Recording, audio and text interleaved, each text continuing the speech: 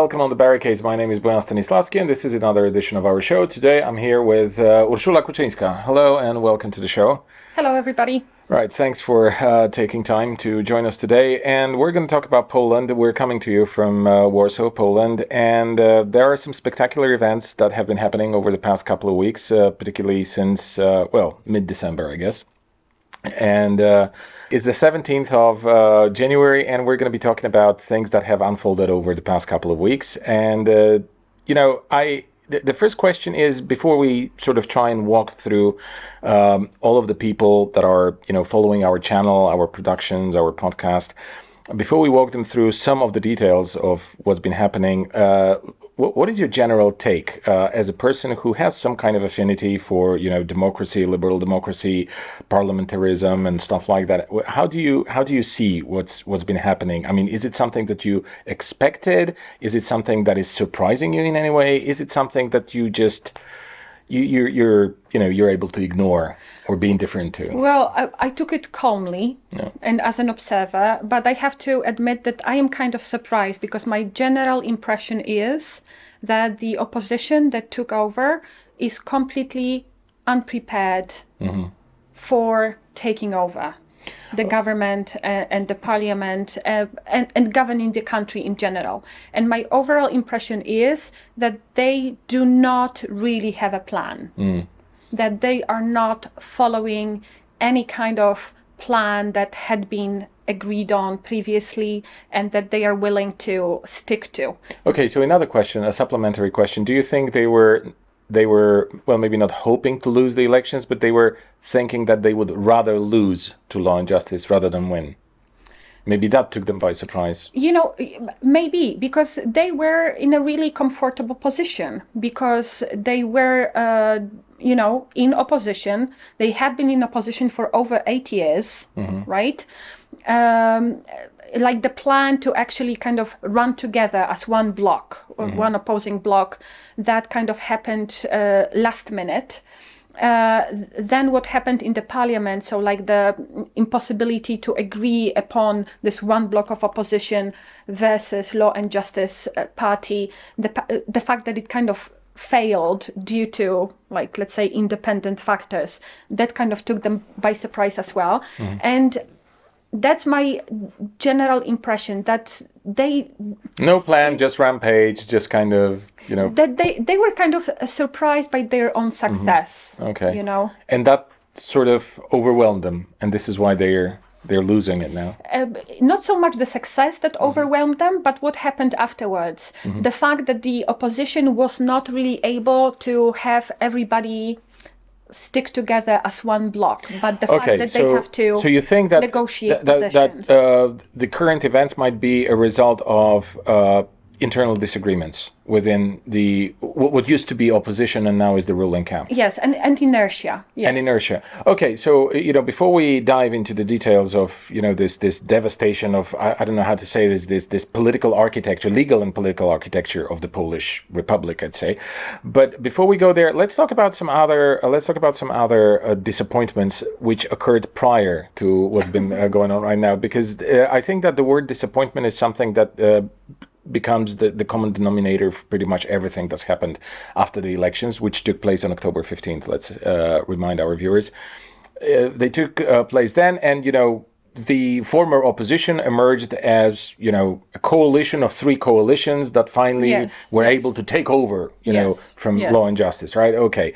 So, I think the first disappointment was that they're not going to do anything about the question of access to abortion, because that was one of the main slogans, right? I mean, that's been like, we're with women, we're going to go there and rule in favor of women, their interests, and there was so much talk about women. And I remember even we criticized it once, the pre-election sort of conventions and meetings of various parties that happened in September and prior to that. I think one of those meetings was dedicated exclusively to the question of women, and that was, I think, organized by the Left Party that you're a former member of. By the way. Yeah. So I mean, and I'm just reminding that because this was such a huge topic during the campaign. And then, suddenly it turns out that, yeah, of course, this definitely is a huge topic, but it doesn't mean we're actually going to do anything about it, right? And paradoxically, and I was disappointed, I got to say. Maybe I was naive, but I was hoping that they would actually, do something you about were not this. naive, because they were trying to ride that tide, and they rode that tide to their success. Because there is a lot of talk about how women did not vote for Law and Justice, and how actually abortion ban was a major contributing factor to their not so much failure, because still they were the party who got the most votes. But it was still women. Too little. It was still too little to form the government, right? But I must say that paradoxically, and I know that it's going to sound absolutely awful, I am not disappointed. I am kind of comforted, because observing, and I don't mean the abortion per se, because that annoys me greatly. But I mean the situation as such, because what we get as a picture is that things are going to be different, but not too different. So we are going to make not so much changes as adjustments, but we are not going to what I would, at this particular point in time, describe as, we are not going to cater to activists, and we are not going to cater to what's labeled as the radical left. I mean, but is this something that is this a message that was coming from the new government, in your opinion, or from the new parliamentary majority? That's coming right now. That's coming right now. Okay, well, that's interesting, because I don't quite see it. You don't? No, but okay, we're going to talk about it maybe a little later, because I want to go over the disappointments and the kind of, things that were controversial, at least. Okay, maybe for you it wasn't so much of a disappointment overall, but the question of abortion for me was a disappointment, and I think it was also, I thought at the time that it would be a disappointment for many people, but it turns out not really. I mean, when you look at the polls, where the voters was the base of this grand coalition now, anti-law and justice coalition. Were the voters of this coalition really so preoccupied by this question? Maybe not so much. Exactly. Because it could have been erased like that. Exactly. And that's another success of the Law and Justice Party. Because they took the toll, but they did what they thought was right, and it's going to stick, and it's going to stay with us for ages. And in the meantime, people adjusted to the situation, because we are still in an open border Europe, in a Schengen zone. We are living in a reality of collectives, of internet, of cheap flights, and everything. So actually, the abortion turned out not to be a major topic, because people learned how to deal with it. Yeah, right. So let's just sum it up, because we've had this ban on abortion, almost complete, almost total ban on abortions. I think it was introduced October 30th, 2020, if I remember correctly, in the middle of the pandemic and all the rest of it. So what followed were these great, gigantic, absolutely unprecedented demonstrations, protests and stuff like that. It's it's an art to sort of let it just go away without using this potential to your favor, and no political force has really done that in Poland. Especially, I think the grievances are about the left, because this was where were you? Exactly. Guys, where were you? What have you done? How could it? Yeah, but anyway, this is something that we could speak about that for hours. We have our own personal grievances with the left as well in Poland. What I want to say, what I'd like to point out as another topic, which is also a kind of disappointment, but is somehow related to those meta topics, socio-cultural elements. One thing is abortion and women, and second thing is the LGBT question. Because again, they were presenting themselves. I've always known it's a lie, because I know them too well. I know Donald Tusk. I know who he is. I know what he stands for. I know what kind of views he represents. So there's very little doubt. Yeah, very little doubt, and he's not really the liberal kind of hero that he's presented to the mainstream, by the mainstream, to the mainstream abroad from here.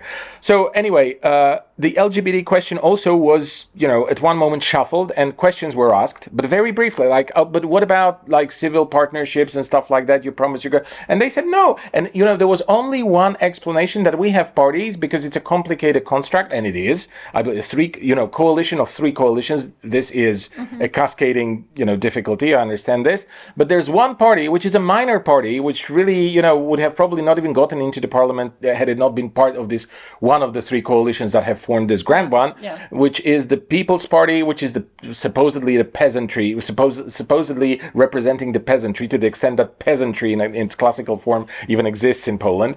But what I'm trying to say is that this one party, apparently, which is just a minor party, is somehow blackmailing everyone. No, you can't introduce abortion, or you cannot ease the anti-abortion law, or you cannot allow civic partnerships to even be discussed in the parliament. It's complete nonsense. It's a pretext. BS. It's It's just absolutely. So the point is that had Donald Tusk really wanted to do those things, they would have been on the table, or at least in the cards, and they're nowhere near. Of course, and it's the same thing with civil partnerships, and the same with same-sex marriages. It's the same thing. But interestingly enough, and I think this is going to be interesting to underline, that right after the elections, like the LGBTQ organizations in Poland, they formulated what they said was the seven bullet points of like 7 demands on the new government. And guess, like, civil partnerships or equal marriage equality. Do you know which number it had? No idea. Number 6. Okay. It was not. So what was on the top? Hate speech against LGBT people, especially against the T and Q people. Yeah.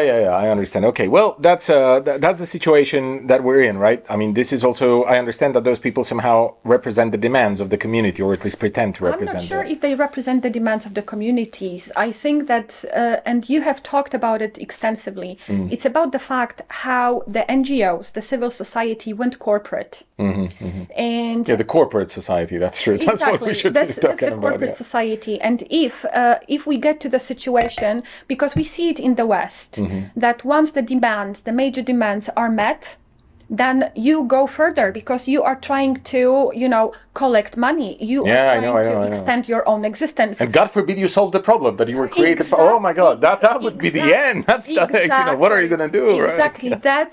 That's the point. And like all the majority of LGBTQ associations, organizations in which Poland, is like 78 or something. Like it's a massive number for a country where there is no equal marriage. They do not represent the homosexual people, actually. Most of it is the demands of the minority within the minority. They are transplanting the discourse of Western societies where you do have mostly the discourse of the Democratic Party in the United States, in my opinion. That's just it's a direct transplant. Exactly, which is one of the reasons why it isn't working on Polish soil. But that's a different a whole different discussion, I guess. All right, so let's move on. So they first managed to disappoint, let's say, the kind of progressive wing of their electorate, the progressive wing of their base, to the extent that we've had this kind of thing. But let's just assume, for the sake of discussion, that some of the voters that had voted for the Donald Tusk's party, the Civic Platform, the Civic Coalition, as they are called now, with some other smaller parties, some of them, they genuinely wanted to see the anti-abortion law eased. They genuinely wanted that. I think many of them genuinely wanted, or at least would have accepted or would have welcomed, had Donald Tusk actually done something in favor of the of the LGBT community in terms of not hate speech, but about like civil partnership, something substantial, right? So I think some people would be very happy about it, but they can live without it, right? Now, what happened after, the initial disappointments was much more disappointing, but forget my emotions. I mean, what is happening is straight down dangerous. Like, in my opinion, to the kind of, legal, constitutional architecture order of the whole state, because that's true. The law and justice, they've had a kind of rampant attitude. They would not adhere to this or that particular segment of the constitution or of this or that law. They would create parallel say organizations, organs, and institutions, and so on and so forth. That's been the case with the media, for example. We don't have the time to sort of dive into it, and it's not so interesting, I believe, for people from abroad. Or with the Council of the Judiciary. Exactly, the council. Exactly, that's like in the judiciary. They've demonstrated a lot of kind of destructive attitude, and I think that this has always been a problem, and we've criticized that many times, including on this program.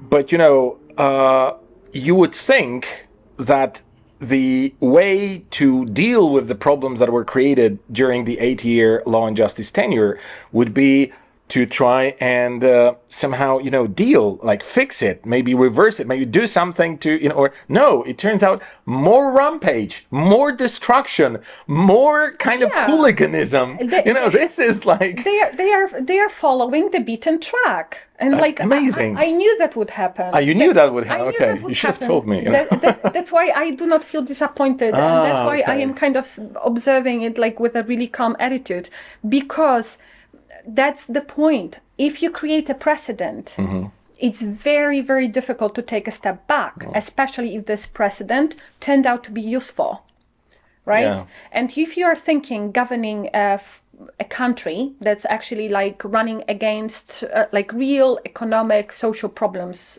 at this point, then you are going to be using the mechanisms created by your predecessors. So it's not going to be a quality change.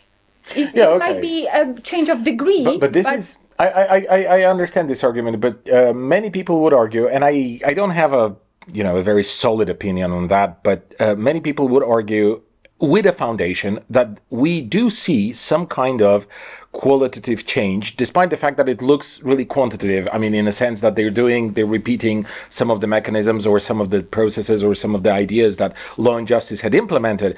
But, now when I look at... Because let's just draw the picture. So we have two people, former members of parliament or acting members of parliament, depending on which part of the Supreme Court you ask, in jail. And they were jailed because... In my neighborhood, Yeah, in your neighborhood. All right, that's great. Yeah. So they were jailed, and they are still in jail. And the reason why they are in jail is because... a local court in one of the Warsaw districts, I think in the center, by the way, decided that they're going to go ahead with the verdict, despite the fact that years ago, the same court suit was abrupted by the fact that the president pardoned the two people, and he has the prerogative to pardon. Now, there's a legal question whether he was able to pardon them before the verdict was actually, issued, right? But this is a kind of, for me, it's an academic debate. I mean, you can have like 3 PhDs now about it. The point is that he did use his prerogative. The Polish president used his prerogative. And now we have a judge who just ignores it and says like, no, go ahead. Like, we don't care. I don't recognize this pardon. I'll just go ahead and sentence those people to jail.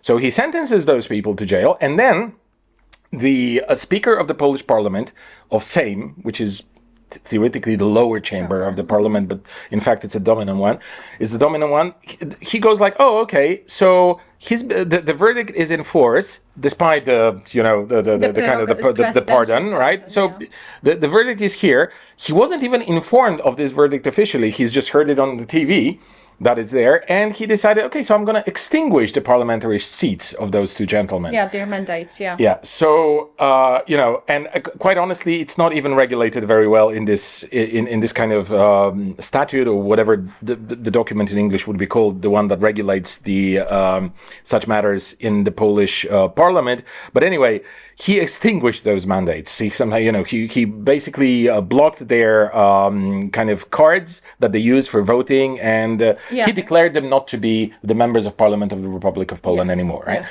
So he did that, but interestingly enough, they went to the to the Supreme Court.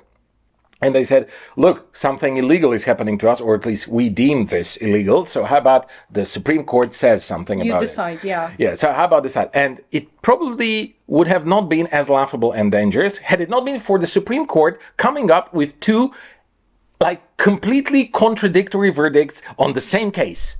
Now, why is that? Because one chamber of that Supreme Court is dominated by judges who like law and justice, and the other one is dominated by judges who don't like law and justice. And the reason why the other, where the judges don't like law and justice, the other chamber was actually involved in any way, was because the Speaker of the Parliament had a friend, one Zakroczymski, if I remember correctly, who was in cahoots somehow with the president of that chamber, one Judge Prusinowski, right?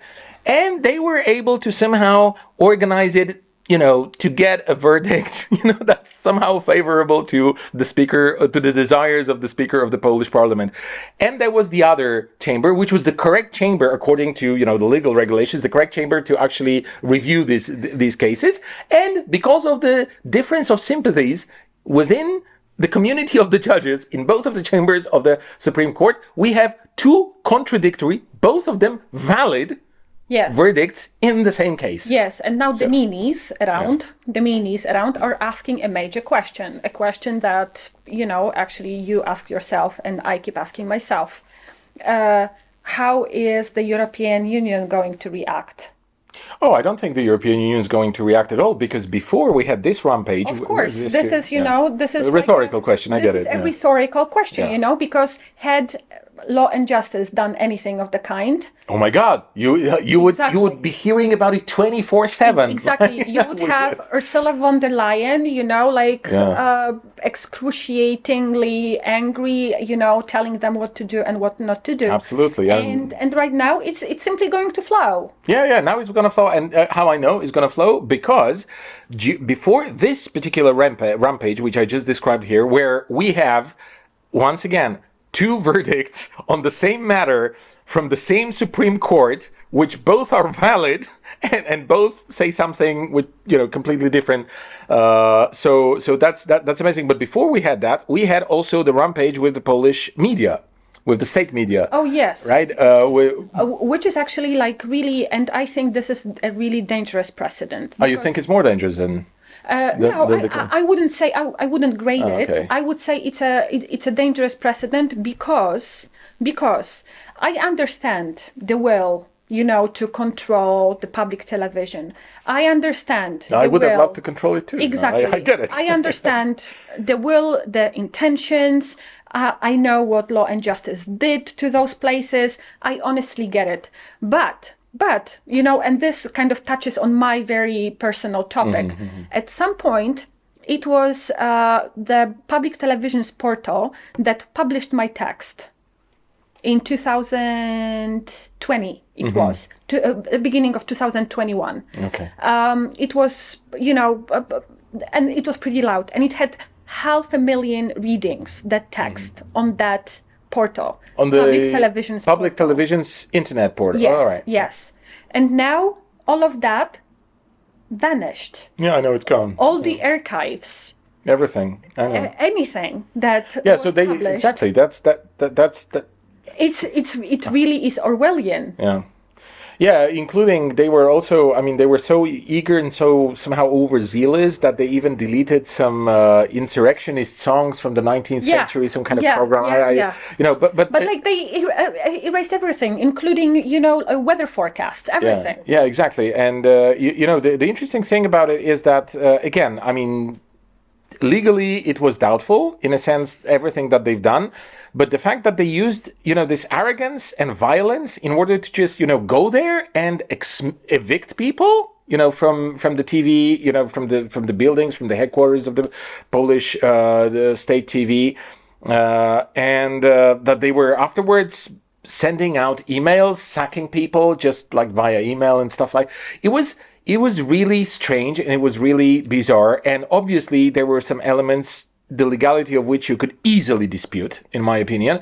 The point, however, is that, I think that by this, they were trying to make a point that, we're not we're not joking here. We really mean it. We're taking over. We are not. But I think now they just got carried away. But that's why I said that they are not sticking to any plan. That they do not have a plan. Because come on, what serious opposition? Yeah. Having 4 years, 8 years.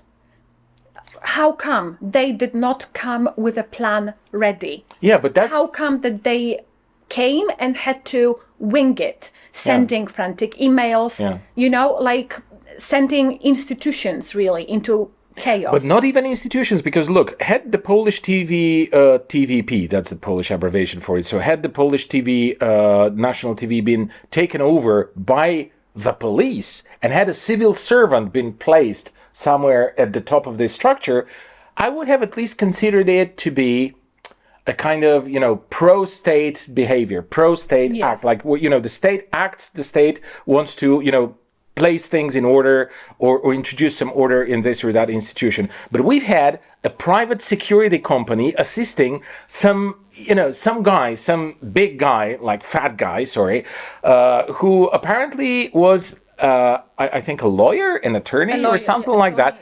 Someone who has no idea about how to govern a TV station, let alone national media, which is probably the biggest TV station. I suppose the biggest media outlet, like kind of, it had, you said it yourself, electronic outlets, it had all kinds of others, aspects of its functioning. And, we get this. That's what we got. Yeah, that's what we got. But this is degradation. What I'm trying to say is that everybody who were not with Law and Justice, or who were not, part of the fundamentalist base of Law and Justice, their most staunch supporters, we've all hated what Law and Justice has done to the public media, because this was just one huge propagandistic slur. That's what it was. Yeah. And that's why you're not going to find me on any demonstration defending it today. Sorry. That's like, now you go ahead, guys, and defend it yourself. But this is not any kind of improvement. This is not making things healthier. This is making things worse. I mean, what happened to the Polish TV after this rampage, after this rampant takeover, violent, aggressive takeover, is that the views are falling, like I think 90%, 93%. No one's watching it because there's nothing there. Exactly, there's nothing there. The level of professionalism, I mean, horrible. I've never been a TV journalist, but I've been in journalism for quite some time, and I can make a difference between someone who is a TV journalist and someone who's been writing for the paper for the last 20 years. And this doesn't look very well when you sort of organize crossovers, because you run out of cadres, because you apparently have sacked everyone via email. This is so, even technically, even visually, everything looks bad. I mean, everything really looks bad. And these lectures that I hear there almost, well, I don't hear them every day because I don't watch it every day, but every time I watch their news edition, which was their, the pearls of wisdom the pearls of pride of this new arrangement in the Polish national media. I mean, I only hear lectures about what things are good, what things aren't good, and that's pretty much it. And sometimes there is a bit of commentary, but there's nothing that would be substantially in any way different, in terms of the quality of what's been. And there won't be in like the near and foreseeable future. And like that's what worries me, because like the only way forward, the way I see it right now, if you're coming and taking over institutions, and if you're following a beaten track, just, making your point of who's in power right now, the only way that's going to progress is escalation. Escalation, exactly. And how do you walk it back? Exactly. How do you walk that back? Especially that, the 35% of people who voted Law and Justice, they are not going anywhere. Exactly. Yes, that's a very good point. We have to live in one country. They are not going anywhere, and they are not going to lose their voting rights.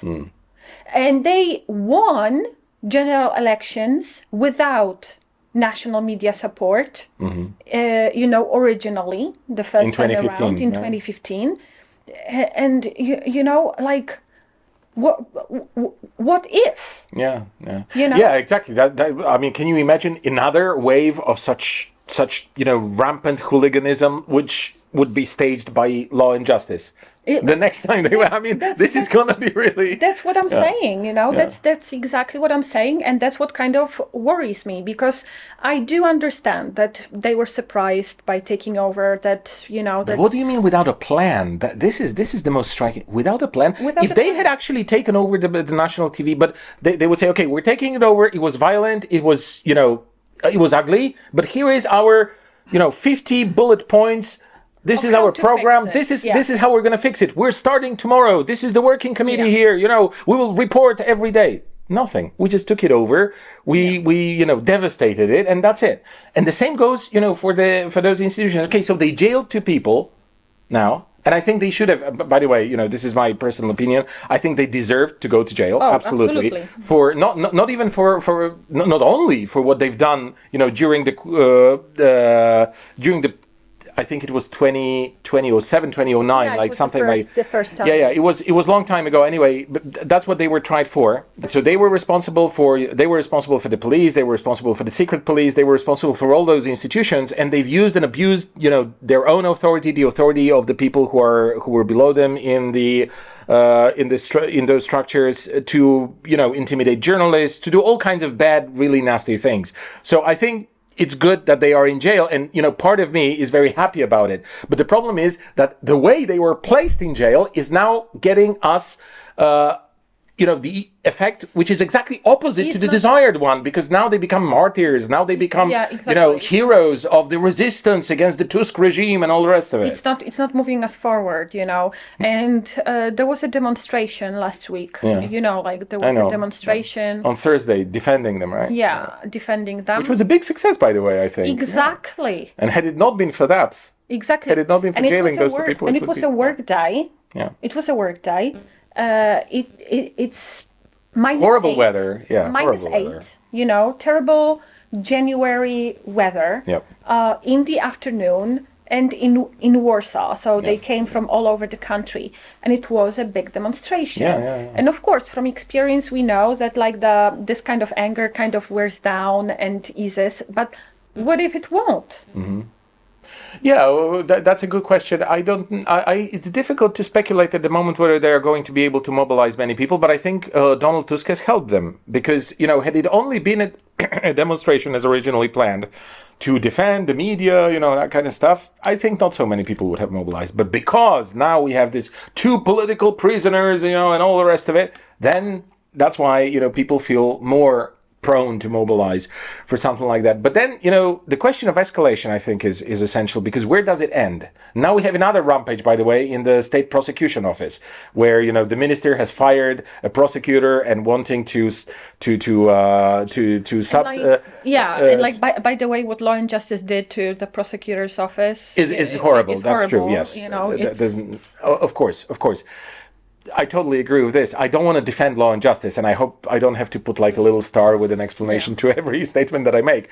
But what I'm trying to say here is that where does it stop? Okay, so they've gone through, first the takeover of the media, now this takeover of, well, I don't know if it's a takeover, it's just a rampage in the Supreme Court. Also in the presidential palace, which is something that is not regulated by, the Polish constitution or by any other, by the penal code, for example, for that matter. But, sending the police to the presidential palace to extract those 2 guys, to put them in jail, that was, in my opinion, problematic, not so much because they did this, but because now the president knows that he cannot trust his personal guards. Yes. He cannot trust them. Because they let the police in without, informing him, without any. So that I think is another big problem, in terms of statehood. But also, whatever's happening in the state prosecutor's office, we're not going to go into the details of that, because we just don't want to bore you with this. But where does it end? There's a ladder of escalation, and at one point it has to end somewhere.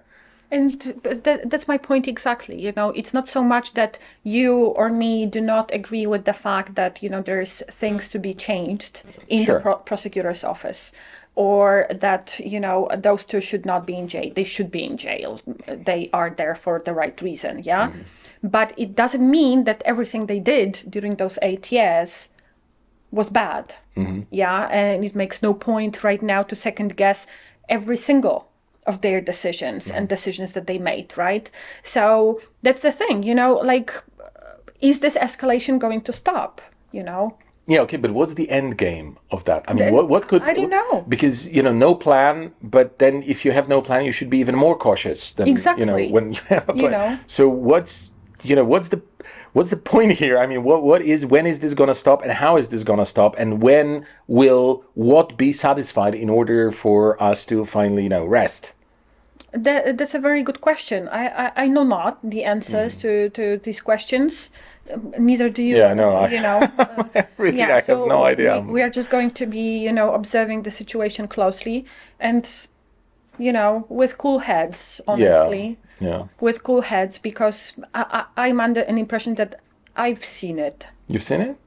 I have, I saw that coming. Okay. I saw that coming, and I've seen it. It's like nothing new is really happening.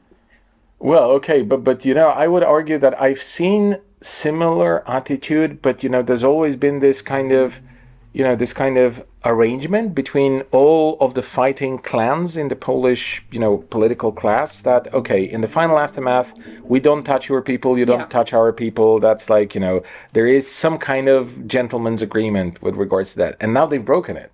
Now they just went, for those two people. And I remember even Law and Justice, which was very, hostile to the civic platform and Donald Tusk's former government. They were, staging spectacles like, parliamentary investigative committee or commission for this or that, and nothing ever happened. Yes. Right? It was just a circus. In the final aftermath, no one was convicted, nothing. It was just to sort of scare them and show them, like, to show them on the national TV. Yeah, exactly. To stage a show and that kind of stuff, right? Whereas now things are, I think, different, and that really requires a lot of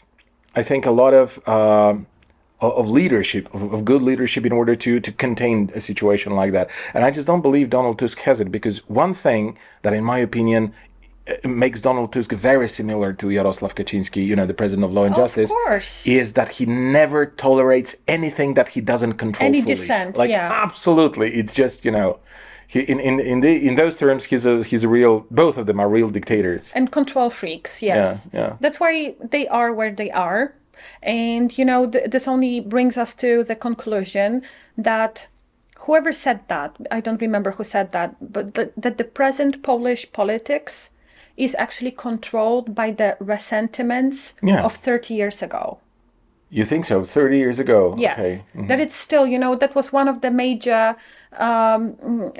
problems, as people would put it, with Jarosław Kaczyński and Law and Justice, that he was actually acting on resentments from 30 years ago. Okay, so you think... And this is... the same. But that's very interesting, because fact of the matter is Jarosław Kaczyński and his twin brother, who died in 2010,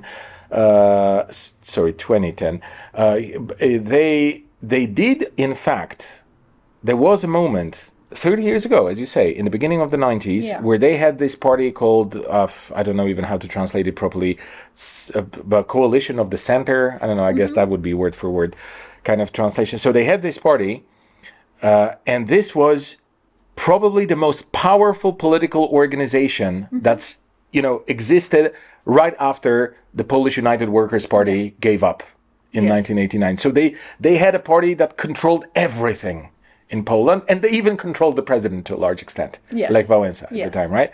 And I think the fact that they were sidelined afterwards because of the, all of the political process, the events, the shenanigans at the top, and others, they were indeed sidelined, for many years. Only briefly, I think, in the late 90s, Lech Kaczyński became Minister of Justice or something like that, but briefly. And then they had to wait until 2005, right, in order to get back. And I think back then in 2005, they did have this intention to take over, violently, but they thought, okay, they're gonna make some space for us. When they see that we're bold, we're, going for it, we mean it, they're gonna make some space for us. And no, they didn't, right? And then, they've lost the elections in 2007. And what happened is they've used the next 8 years, almost a decade, to prepare themselves, to reorganize, and to go to steamroll over everything. And that's what happened. And why has Donald Tusk not done that? I have no idea. He also had the 8 years. Yeah, but he was busy with other things. But I am just wondering whether the right side of the political scene is going to repeat that lesson, is going to repeat that success, because Jarosław, it's an old man. Yeah, I know. He needs to retire, and he really left no successes. That's true, because real dictators never do. Exactly. So he honestly is leaving no successes behind. Nobody who can do and deal with politics as well as he did that for a very long time. So I guess that what we are betting on, and what Donald Tusk in a way is betting on, is exactly on this, on the generational change that needs to happen on the right side of the political spectrum, and that's going to keep them busy for a really, really long time. Unless we're mistaken, unless there is something we don't know, unless they lost and went back to where they came from and started working to get back. Yeah, okay, maybe. The last thing I want to very, very briefly discuss, because we've run out of time, but I want you to assess whether the reaction on the part of Law and Justice to them having lost the elections last October is similar to the one that we've observed before on the part of the civic platform, Donald Tusk's party, because, their attitude, the one of Donald Tusk and the media syndicate behind him, has always been, or had always been, for these 8 years, that no, we didn't lose okay, maybe we lost the elections, but it's a strange incident. How come? Yeah. It's impossible. Yeah. So they basically denied the fact that some part of the Polish society had voted, for their political enemies, and that's it, right? So I have the feeling that now Law and Justice is in a similar state of denial. No, we haven't lost anything. We're the first party. We've come on top, and besides, the public opinion was stupefied because of this or that action, and the German media, and he's a German agent, and all the rest of this nonsense, like the European Union, the LGBT community, everything has done, so much harm to the Polish public that now they went out and voted for the civic platform. And this is the tone that they're using right now in their criticism. So it's the same thing, like we're in a clinch completely. That's the tone, and it's going to be interesting to see how it's going to develop. Right. May you live in interesting times. Okay. Oh, no. Yeah. I would prefer boring ones, honestly. Yeah. Thank you very much. Thank you for watching. Thank you, Urszula, for joining us today. And I hope I can count on your insights and comments in the near future when new rampages occur. When we're going to be reporting on. Thank you.